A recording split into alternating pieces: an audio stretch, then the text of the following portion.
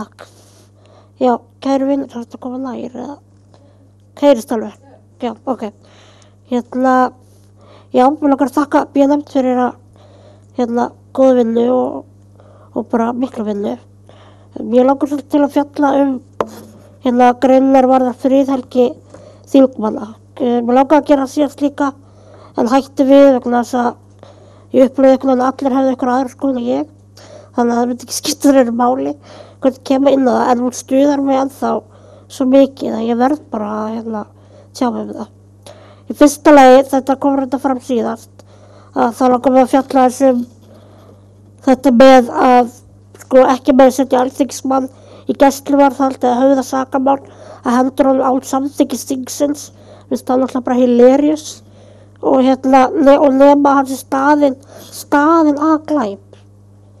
Við erum búin að fara gegnum þessu umræðu, en aftur langar bara að spyrja af hverju óskapunum gildi önnur lög og aðrar reglur alþingismenn og hvort það sé ekki dálítið gegn bara lýðræðishugmyndum að þeir þá ber að vernda eitthvað sérstaklega fremur en bara almenna borgara. Ég á mjög erfitt með að skilja það og ég held að við vitum líka öll að kannski flestir glæpir ekki þeir sem eiga sér stað fyrir framan augun á okkur. Þeir eiga sér stað einhvers staðar þar sem við sjáum ekki til. Og þá bara velti ég fyrir mig, hvað þýðir þetta? Þýðir þetta það að við verðum að vera vitni að glæpnum sem framinn? Eða þýðir þetta eitthvað annað? Ég bara spyr. En svo langar mig líka að ræða seinna málsgreina sem alþingismaður verður ekki krafinn reikningsskapar utan þings fyrir það sem hann hefur sagt á þinginu nema alþingi leyfi.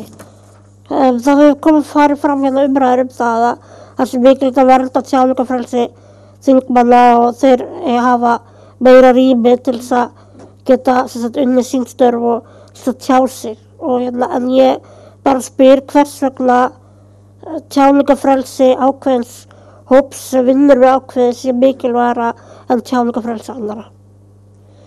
Mér finnst alþingismenn hingað til ekki hafa sýnt það að þeir geti borið það ábyrgð sem felst í því að hafa meira tjáningarfrelsi og við þurfum ekki annað en að horfa á alþingi bara af og til að átta sig á því að það alltaf hliðinni og það ekki hægt að eiga mikið að vitiborðnum samræðum á þess að sé inniberi eitthvað skítkast og leiðindi.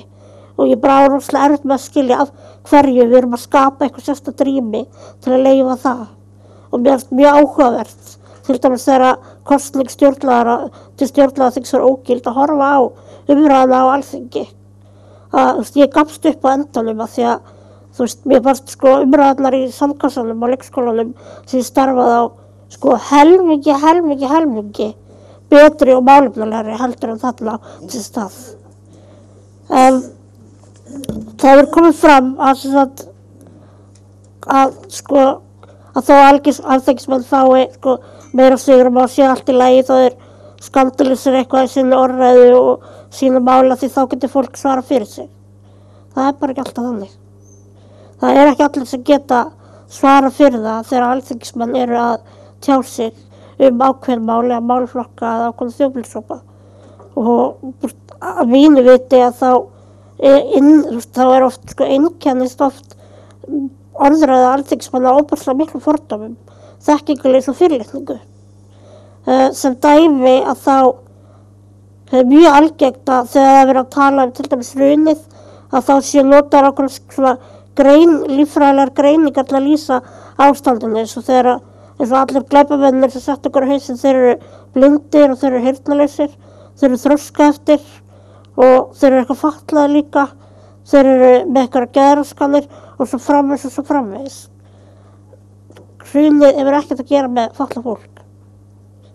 En samt leyfist þingmönnum stöðugt að nota hugtök sem niðurlega ákveðinn hóp sem ekki þarf á því að halda í sinni orðræðu og í sínu máli og okkur finnst það bara allt í lagi. Og það mjög sjaldan sem að hópar sem að talað svona rísa upp og biðja og krefjast þess að það sé búið að biðja afsökunar.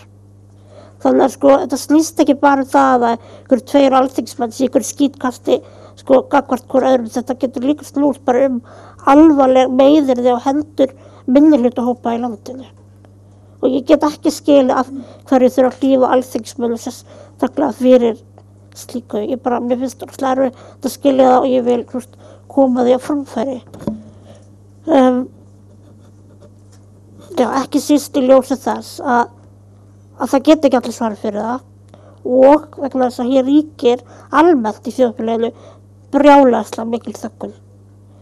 Og varðandi glæp og glæpi og meiðyrði sem að fara fram á stöðum þar sem ekki sést til og langar mig bara að deila því með ykkur. Ekki fyrir svo mjög lengi síðan fór ég á fund tiltekisráðherra þar sem ég var að ræða alvarlega stöðu málefni fatlaðs fólks og hann horfði á mig og sagði þið skulu bara vera þakklát fyrir það að búa ekki ennþá í útihúsum.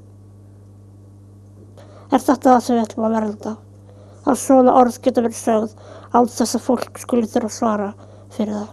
Takk.